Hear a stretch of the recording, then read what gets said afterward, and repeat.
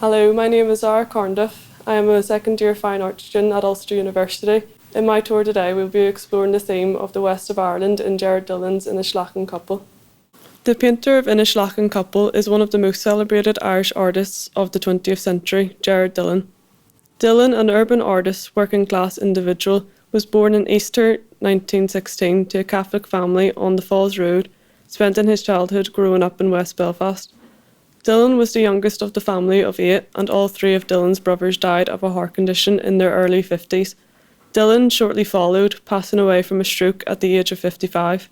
Dillon's parents were very opposite. His church-going mother, Mary, deeply expressed her sympathy to the Republican cause, contrasting to her husband Joe, who served in the British Army and was loyal to the Queen.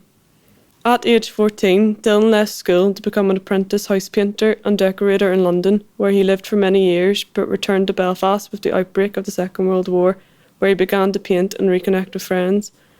Dillon had stated, "I'd rather be in some old untidy graveyard in Belfast than a London cemetery with a team of gardeners." Over the next 5 years, his work reflected his new reactions and interactions in life, showcasing more than simple moments. This is when he really developed as a painter, finding his artistic style. In 1939, a cycling trip to Connemara, West Ireland, changed Dillon's life, and he quickly fell in love with the west of Ireland. In 1951, Dillon spent a year living off the coast of Connemara on the island of Innishlacken. As a gay working-class artist, Dillon sometimes felt excluded from many aspects of Irish society, but found a sense of peace and identity in Connemara, away from the constraints of the Catholic Church and state that was forced upon him by his mother as a child. Dillon felt that the west of Ireland had a great sense of wonder for visitors from the red brick city. Dillon stated in 1955 that Connemara is the place for a painter. Dillon grew fascinated with the west of Ireland, especially Connemara, as it showed an authentic Ireland away from British colonialism. Upon visiting Connemara, Dillon was fascinated with the rugged beauty of the landscape and rurals. Dillon knew he had found something special away from the city life he was so used to. For Dillon, the West became almost a muse for him and used the cities as settings for his exhibitions. Dillon took great inspiration from the west of Ireland in his paintings and used Connemara as a strong backdrop and narrative in his figurative paintings. Many of his pieces focus on the people of the West, providing those who view them an insight into the atmosphere and context of the west of Ireland, showing the rituals of the landscape. During Dillon's 1-year stay on Innishlacken Island off the coast of Connemara, he stayed in a cottage where he would work on his landscape paintings of the mystical land around him. Many of Dillon's landscape paintings were often completed as seen through a window.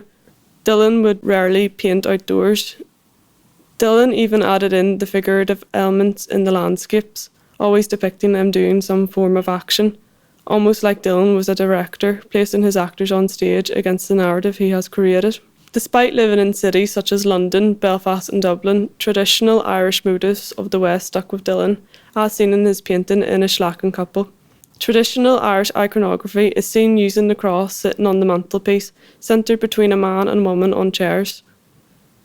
Through the closed-off body language and recognisable props on the mantel, this piece appears to be more nostalgic than romantic to Dillon, maybe representing his own mother and father's relationship.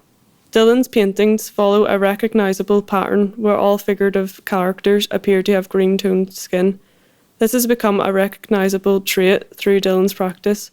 Through this piece, Innishlacken Couple, we, the audience, can really catch a glimpse of Dillon's colourful, childlike, obscured mind, where he can see the heroic in the ordinary. During the years leading up to his own brother's age of death, Gerard Dillon's work revolved mostly around his own mortality, fear and the uncertainty.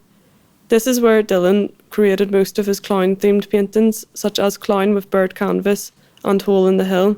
In Clown with Bird Canvas, a painting is depicted within a painting. This is seen again in Innishlacken Couple. This is a common theme throughout Dillon's work. Very early on in Gerard Dillon's career, he decided he would only serve himself in his artwork, never the commercial trend. Dillon was devoted to doing this, even if it meant his paintings would not sell. This led to him creating beautiful original paintings such as Yellow Bungalow, which he took inspiration from Vincent van Gogh's Bedroom in Arles.